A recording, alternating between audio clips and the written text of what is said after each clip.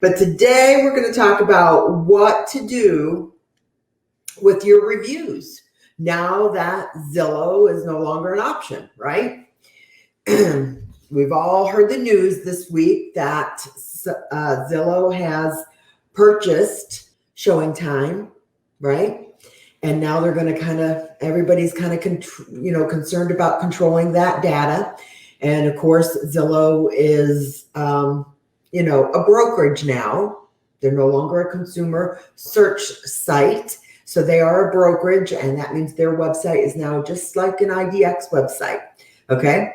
That means it's just as, out there as your website if you've got an IDX website that you promote.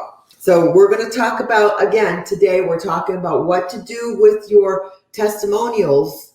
All right. I'm going to give you a little nugget on how you can collect testimonials because, what did you do previously? Now, I never did this, but as I understand it, you plug your information, your buyer's information or your seller's information into Zillow, and Zillow follows through with a series of drip email campaigns in an attempt to get their testimonial for you, right? Is that how that works? You can correct me if I'm wrong. Like I said, I've never used Zillow for that service, so I really don't know, okay? So go ahead and let me know in the comments if that's something that you did. Did you depend heavily on Zillow to collect and display your testimonials, right? Let me know.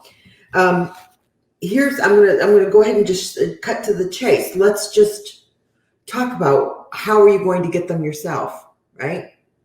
It's not a big question. It's not a huge answer either, right? You're going to ask for them yourself, right? I know it's a novel concept, isn't it? But instead of letting an automated drip email campaign like Zillow harvest your email, your solicitations, your testimonials for you, you're going to have to do it yourself. All right. That means you're going to have to pony up and ask your client for their testimonial. All right.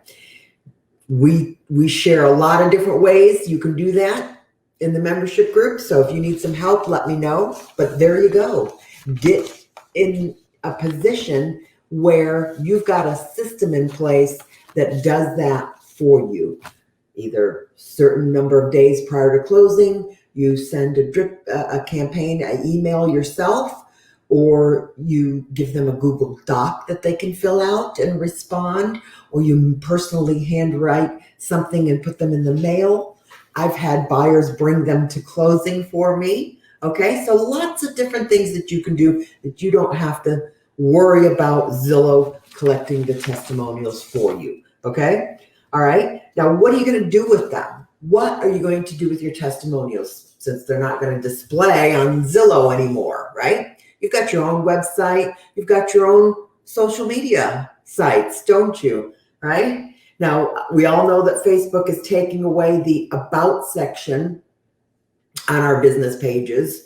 But if you scroll down into the details section of your business page, there's an area there that'll have like 5,000 characters. I suggest you start building out your testimonials on your Facebook business page, okay? Lots of other things, lots of other things you can do with your customer testimonials that will allow you to promote your business page, your personal business. You can do lots of things with that. You can create a targeted ad if you wanted to with them, right? Think outside the box. You do not need Zillow, okay? All right. Now, what are you going to do to prevent yourself from being in this position again? Right? All right.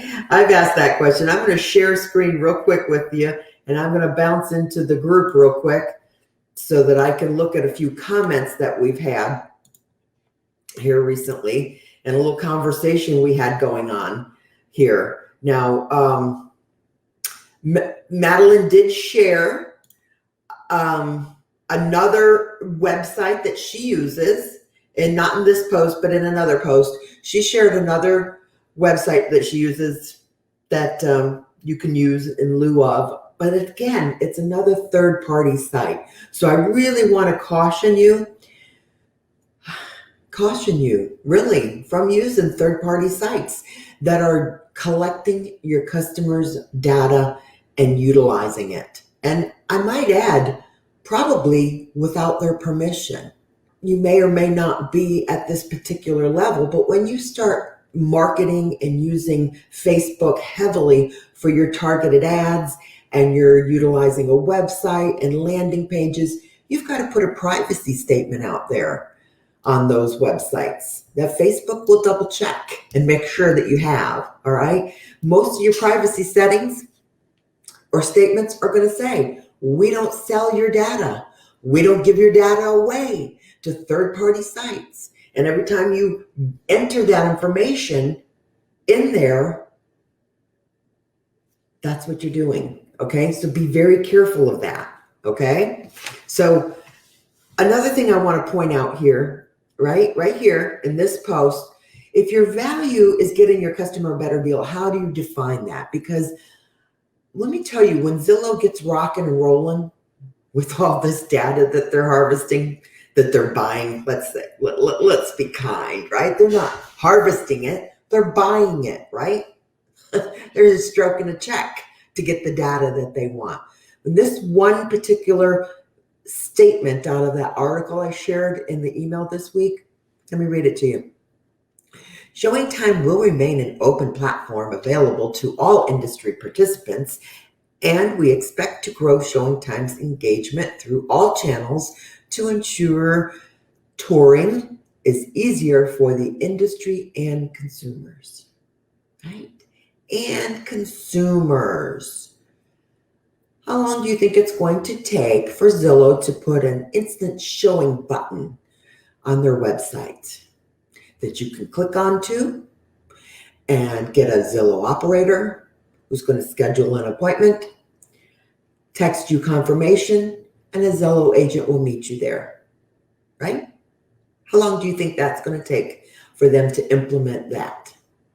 And how obsolete will some agents become when they try to make a consumer come into their office or sign papers or get pre-qualified? Okay, you're going to need to think outside the box, right, to compete with Zillow, okay? So don't underestimate that.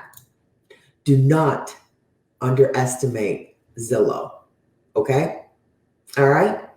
So there's that. That's my words of wisdom for this week. Keep an eye on what's happening here and make sure that you stay one step ahead, okay? One step ahead. All right? I'm going to let you go. Have a good weekend. Let me know if there's anything I can help you with, and tell me in the comments, how this is affecting your business and if there's any changes I can help you implement. Okay? Talk to you later. Bye-bye.